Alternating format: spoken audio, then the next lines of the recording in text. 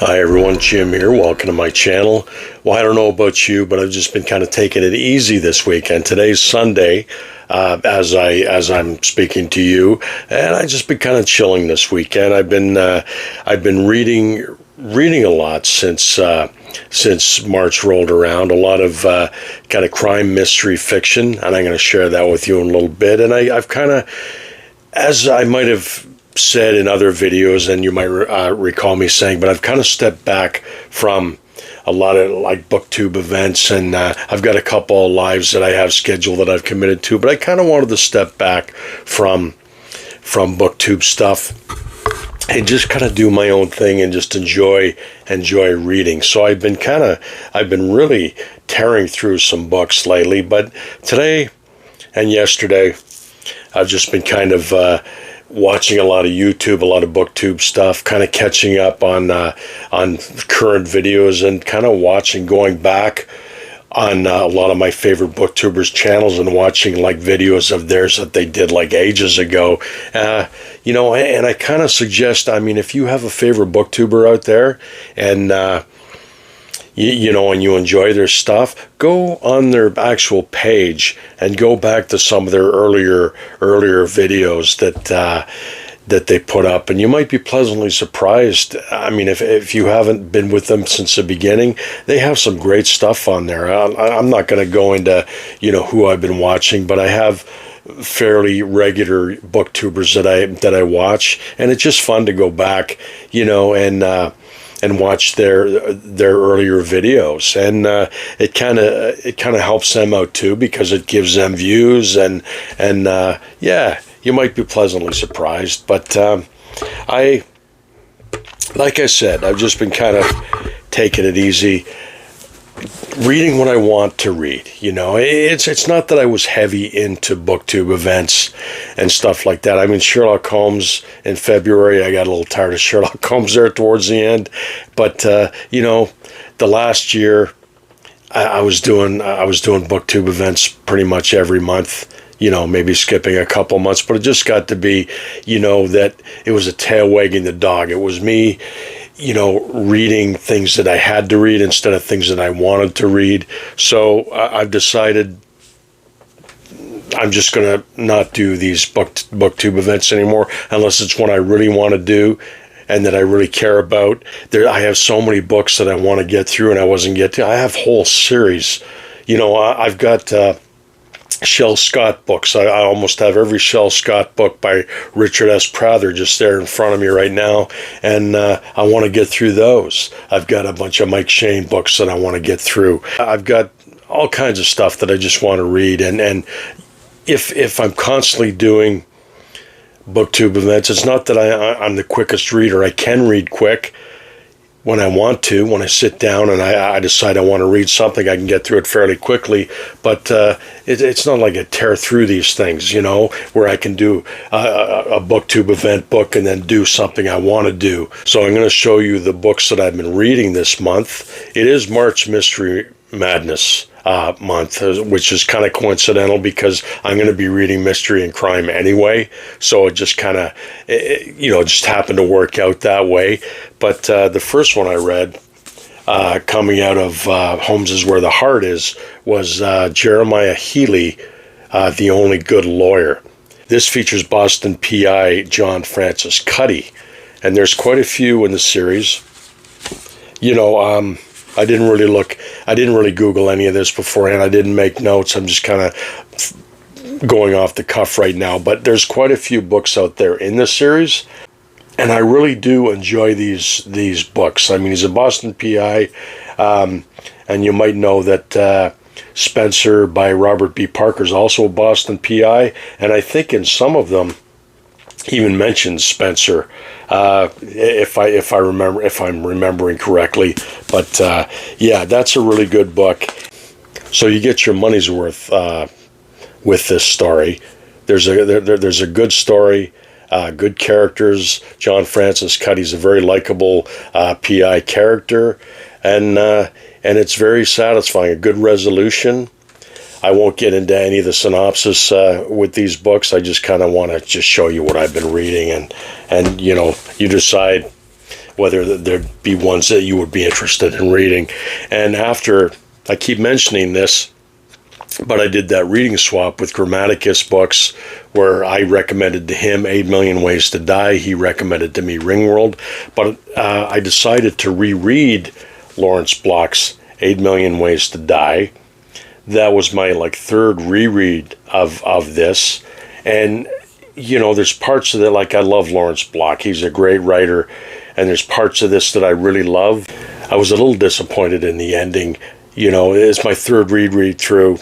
And I remember it being a little better, but I'm probably a little bit more jaded now than I was when I last read it. But the perpetrator, I was a little disappointed in who that ended up being. I mean, I thought that could have been done a little better, but the story itself, I mean, it deals as much with his alcoholism as it does in the crime or the mystery. And that's what the appeal is of this book. And this was supposed to be the final Matt Scudder novel and wrap up the whole Matt Scudder series. I think this was number 5. And then he wrote a short story a year or two later, a few years later, called By the Dawn's Early Light, I think, which reinvigorated interest in the character Matt Scudder. So he wrote quite a few more after this. And they're just very, very good mysteries, very good crime novels. But as I said, on my third reread, a little disappointed in the ending. And I followed that one up. Now, Matt Scudder's a New York ex-police officer. I mean, he's basically a PI. He does PI things, but he's an unlicensed PI. But the stories are set in New York. And so I followed it up with Mickey Spillane. Now, this isn't a Mike Hammer novel. This is called Killer Mine, and there's 2 short stories, 2 novellas in here. And the first one is Lieutenant Joe Scanlon, which takes place in New York. So there's a bit of the same vibe as the Lawrence Block books, and I thought it would be kind of interesting to see how each of these writers deal with the environment of New York. And, I read Killer Mine before, the first story, the whole book before, and I really enjoyed it. I enjoyed it as much this time around as I did the first time around. And Mickey Spillane, he doesn't get a lot of love these days, but he was quite the writer, sold millions of copies, and he said that he wasn't writing for critics, he was writing for his fans, and it really shows. He really does a good job writing these, and they're very entertaining. Next one, I was on a Lawrence Block kick, Matt Scudder kick, so I decided to read this one. I had picked this one up in my book haul, and I just tore through this one. This is called All the Flowers Are Dying, Matt Scudder novel, and I think this was second to last one, maybe. Again, I didn't check, and my memory is not what it used to be, but it's one of the later novels, and I just loved it. Lawrence Block is great. I picked up a couple of Burglar, like the Bernie Rodenbar books as well, too, so I'll probably be reading them very soon. That's very highly recommended. And then I followed that one up with Michael Connelly novel Resurrection Walk. Now, this is a Lincoln Lawyer novel, but it features both his characters, Harry Bosch and Mickey Haller, who are stepbrothers. Now, I